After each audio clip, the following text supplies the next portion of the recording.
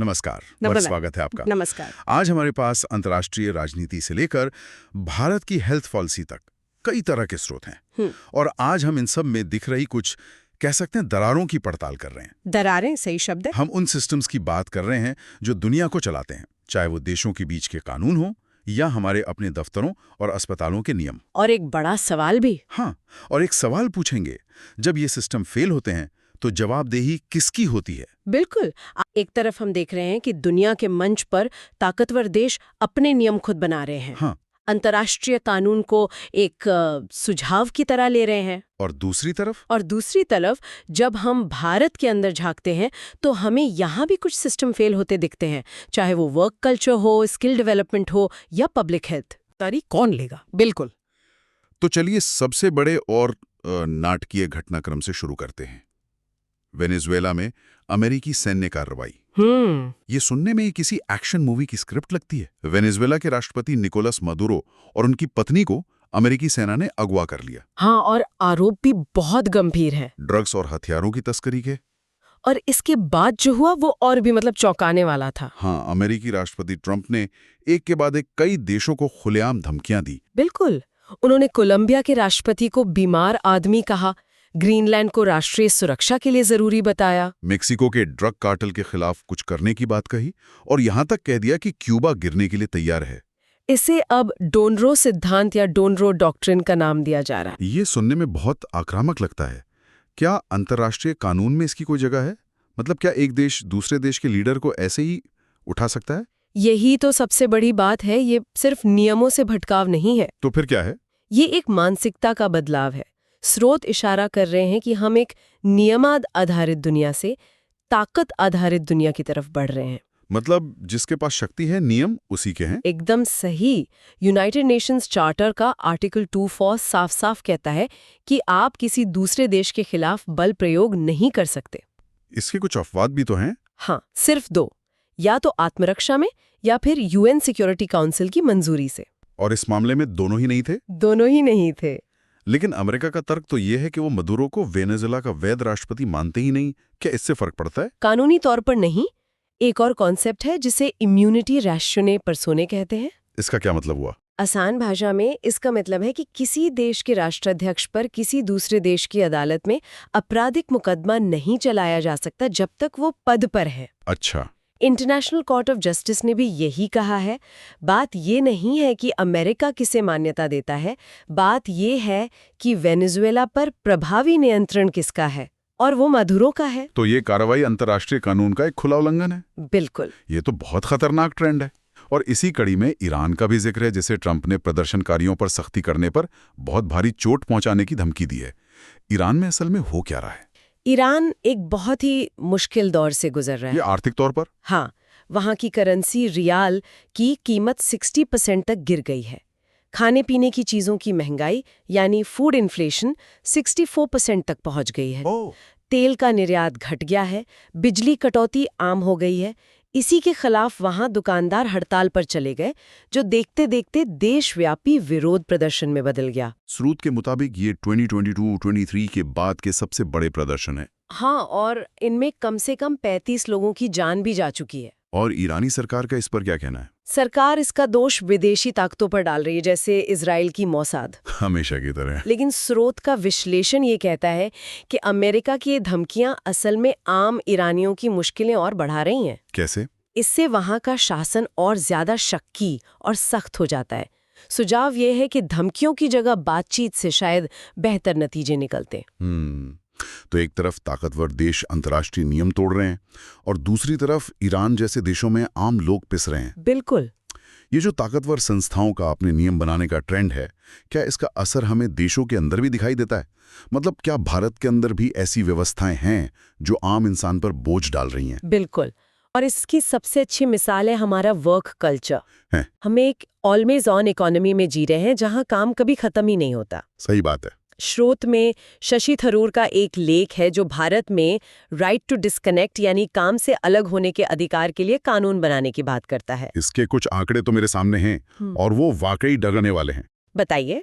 भारत के 51% कर्मचारी हफ्ते में 49 घंटे से ज्यादा काम करते हैं। 49 घंटे से ज्यादा? दुनिया में दूसरा सबसे ज्यादा। और 78% लोग जॉब बर्नआउट की शिकायत करते हैं, मतलब काम से पूरी तरह थक चुके हैं। ये तो एक नेशनल क्राइसिस जैसा लगता है। ये एक नेशनल हेल्थ क्राइसिस ही है। ये सिर्फ थकान नहीं है, ये हाई ब्लड प्रेशर, डायबिटीज और एंजाइटी जैसी लाइफस्टाइल बीमारियों की जड़ है। काम का स्ट्रेस हमारे देश के मेंटल हेल्थ क्राइसिस में 10 से 12% का योगदान दे रहा है। स्रोत में अन्ना सेबेस्टियन पराइल का जिक्र है, जिनकी ज्यादा काम करने की वजह से मौत हो गई। ये एक बहुत बड़ी चेतावनी है। और विडंबना देखिए, ये कल्चर हमारी प्रोडक्टिविटी को बढ़ा नहीं रहा, बल्कि ये कम कर रहा है। बिल्कुल। फ्रांस और पुर्तगाल जैसे देशों ने तो ये कानून बना भी लिया है, लेकिन भारत में क्या ये सच में काम कर सकता है? हमारे यहाँ तो बॉस का फोन रात के 10 बजे आना आम बात है। हाँ। क्या एक कानून इस कल्चर को बदल सकता है? ये एक बहुत जरूरी सवाल है, और कानून सिर्फ पहला कदम है। स्रोत भी यही मानते हैं कि असली चुनौती मानसिकता बदलने की है। तो फिर कानून से फायदा क्या? लेकिन कानून कर्मचारियों को एक ताकत देता है, एक आधार देता है ना कहने का, जो अभी उनके पास नहीं है। अच्छा। प्रस्तावित संशोधन 2 चीजें करेगा। एक, काम के घंटों के बाद कॉल या ईमेल का जवाब न देने पर कोई सजा नहीं होगी। ठीक है। और दूसरा, अगर आपके अधिकार का उल्लंघन होता है तो शिकायत करने के लिए एक सिस्टम होगा। मतलब एक शुरुआत तो होगी। हाँ, ये कल्चर को एक झटके में नहीं बदलेगा, लेकिन एक सही दिशा में कदम जरूर है। ओके, ये तो हुई काम की बात। अब भारत के वर्कफोर्स की एक और चुनौती पर आते हैं, और वो है स्किल्स। ये भी एक बड़ी समस्या है। यहाँ एक बड़ा विरोधाभास है। प्रधानमंत्री कौशल विकास योजना यानी PMKY ने करीब 14 करोड़ लोगों को ट्रेन किया, जो कि एक बहुत बड़ा नंबर है। बहुत बड़ा। लेकिन नौकरी लगने की दर बहुत कम है। तो फिर इस ट्रेनिंग का फायदा क्या हुआ? ये तो ऐसा है कि आपने सबको तैरना सिखाया, लेकिन पूल में पानी ही नहीं है। आपकी ये उपमा बिल्कुल सही है। स्रोत के मुताबिक मूल समस्या जवाबदेही की विफलता है, अ फेलियर ऑफ अकाउंटेबिलिटी। जवाबदेही की विफलता? हाँ, इसके लिए जो सेक्टर स्किल काउंसिल्स यानी SSCs बनाए गए थे, उनका स्ट्रक्चर ही फ्लॉड है। लेकिन उनका काम तो इंडस्ट्री की जरूरत और ट्रेनिंग को जोड़ना था। हाँ, काम तो यही था, लेकिन वो बुरी तरह फेल हो गए। ऐसा क्यों हुआ? मतलब आइडिया तो अच्छा था। क्योंकि जिम्मेदारी बटी हुई है। ट्रेनिंग कोई और दे रहा है, असेसमेंट कोई और कर रहा है, सर्टिफिकेशन ये SSCs दे रहे हैं, और प्लेसमेंट की जिम्मेदारी किसी की नहीं है। किसी की नहीं है। नतीजा ये है कि एम्प्लॉयर्स के लिए इन सर्टिफिकेट्स की कोई वैल्यू ही नहीं है। उन्हें पता है कि ये सर्टिफिकेट्स स्किल की गारंटी नहीं देता, इसलिए वो उन लोगों को नौकरी नहीं देते। तो ये सिस्टम अपने ही सबसे जरूरी लक्ष्य रोजगार के लिए जवाबदेह नहीं है। तो इसे ठीक कैसे किया जाए? स्रोत में एक बहुत अच्छा सुझाव है। इंडस्ट्री को स्किल डेवलपमेंट का सिर्फ कंज्यूमर नहीं, बल्कि को-ओनर बनाइए। को-ओनर? हाँ, नेशनल अप्रेंटिसशिप प्रमोशन स्कीम को बढ़ाइए, जहां लोग काम करते करते सीखते हैं। और सबसे जरूरी, SSCs को सीधे प्लेसमेंट नतीजों के लिए जवाबदेह बनाइए। अच्छा। जब सर्टिफिकेशन देने वाली संस्था की साख दांव पर होगी, जैसे गूगल या माइक्रोसॉफ्ट के सर्टिफिकेशन में होता है, तभी उसकी वैल्यू बढ़ेगी। यानी स्किल डेवलपमेंट को एक सरकारी वेलफेयर स्कीम से निकालकर इकोनॉमिक एम्पावरमेंट का एक ताकतवर टूल बनाना। एकदम सही। वर्कफोर्स की वेलबींग का ये टॉपिक हमें सीधे पब्लिक हेल्थ सिस्टम की तरफ ले जाता है, जो शायद हमारे देश की सबसे बड़ी चुनौतियों में से एक है। बिल्कुल। नकली दवाएं, गैर जरूरी सर्जरी, बढ़ता हुआ प्रदूषण, अल्ट्रा प्रोसेस्ड फूड। ऐसा लगता है कि अच्छी हेल्थ सर्विस बस कुछ अमीर लोगों का हक बनकर रह गई है। और यहाँ भी जवाबदेही का सवाल उठता है। एक स्रोत में पार्थ शर्मा एक बहुत ही रैडिकल आइडिया देते हैं। क्या? वो कहते हैं कि डॉक्टरों को सिर्फ मरीजों का इलाज नहीं करना चाहिए, तो फिर उन्हें सामाजिक परिवर्तन का वाहक बनना होगा। सामाजिक परिवर्तन का वाहक? हाँ, वो 19वीं सदी के एक जर्मन डॉक्टर रुडोल्फ विर्चो का उदाहरण देती हैं। विर्चो ने कहा था कि चिकित्सा एक सामाजिक विज्ञान है और डॉक्टर गरीबों का स्वाभाविक वकील होता है। ये तो बहुत पावरफुल आइडिया है। मतलब डॉक्टर का काम सिर्फ क्लिनिक तक सीमित नहीं है। बिल्कुल नहीं। विर्चो खुद राजनीति में आए ताकि वो साफ सफाई, अच्छे घर और शिक्षा के लिए लड़ सके, क्योंकि वो मानते थे कि ये बीमारियां रोकने के लिए सबसे जरूरी मेडिकल इंटरवेंशंस हैं। हाँ, और भी उदाहरण है। 1985 में international physicians for the prevention of nuclear war को नोबेल शांति पुरस्कार मिला था। क्यों? क्योंकि उन्होंने परमाणु युद्ध को एक पब्लिक हेल्थ क्राइसिस के तौर पर दुनिया के सामने रखा। भारत में भी तो डॉक्टर मुथलक्ष्मी रेड्डी थी, जिन्होंने बाल विवाह और देवदासी प्रथा जैसी सामाजिक बुराइयों के खिलाफ लड़ाई लड़ी। बिल्कुल, उन्होंने अपनी मेडिकल समझ का इस्तेमाल समाज सुधार के लिए किया। तो आज के संदर्भ में इसका क्या मतलब है? आज के संदर्भ में इसका मतलब है कि डॉक्टरों को ये सवाल पूछना होगा कि लोग बीमार पड़ ही क्यों रहे हैं, कैंसर क्यों बढ़ रहा है। क्या इसका ताल्लुक तंबाकू के विज्ञापनों से? हाँ, सड़क दुर्घटनाएं क्यों रुक रही, लोगों की किडनी क्यों फेल हो रही हैं? जवाब अक्सर पॉलिसी की विफलताओं और कॉरपोरेट हितों में छिपे होते हैं। वाह, स्रोत में एक बहुत ही जबरदस्त उपमा दी गई है। भारत का हेल्थ सिस्टम एक बहती हुई बाल्टी की तरह है। अच्छा। डॉक्टर फर्श पर फैले पानी को पोंछने में व्यस्त हैं, मतलब मरीजों का इलाज कर रहे हैं, जबकि जरूरत नल को बंद करने की है। बिल्कुल, यानी समस्या की जड़ पर काम करने की। इससे तो मेरा सोचने का नजरिया ही बदल दिया। और नल बंद करना एक राजनीतिक काम है। इसका मतलब है साफ हवा, शुद्ध पानी, सुरक्षित सड़कें और पोषक भोजन की वकालत करना। जब तक डॉक्टर ये भूमिका नहीं निभाएंगे, वो बाल्टी से पानी पूंछते ही रह जाएंगे। तो हमने देखा कि अंतर्राष्ट्रीय स्तर पर कानून तोड़े जा रहे हैं और राष्ट्रीय स्तर पर काम, स्किलिंग और हेल्थ के सिस्टम चरमरा रहे हैं। हर जगह जवाबदेही की कमी है। हाँ। तो क्या कोई उम्मीद की किरण भी है? क्या कोई ऐसा एरिया है जहां इनोवेशन इन समस्याओं का हल बन सकता है? हाँ, और स्रोत हमें एक बहुत ही प्रॉमिसिंग फील्ड की तरफ इशारा करते हैं, बायोमटेरियल्स। बायोमटेरियल्स। आसान शब्दों में ये वो मटेरियल हैं जो जैविक स्रोतों जैसे पौधों या एल्गी से बनते हैं। और इन्हें पैकेजिंग, टेक्सटाइल्स और कई दूसरी चीजों में प्लास्टिक की जगह इस्तेमाल किया जा सकता है। बिल्कुल। ये भारत के लिए एक बड़ा मौका कैसे हो सकता है? कई तरीकों से। पहला, ये हमारी जीवाश्म ईंधन यानी फॉसिल फ्यूल्स पर निर्भरता कम करेगा।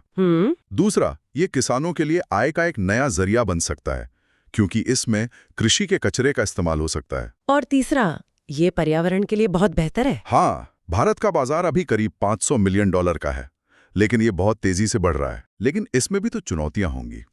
मुझे स्रोत में फूड सिक्योरिटी का जिक्र दिख रहा है। कहीं ऐसा ना हो कि हम खाना उगाने की जगह बायोमटेरियल का कच्चा माल उगाने लगें। ये एक बहुत ही जायज चिंता है और इसीलिए एक व्यापक नीति की जरूरत है। कैसी नीति? हमें ये सुनिश्चित करना होगा कि कच्चे माल के लिए खाने के साथ कोई मुकाबला ना हो।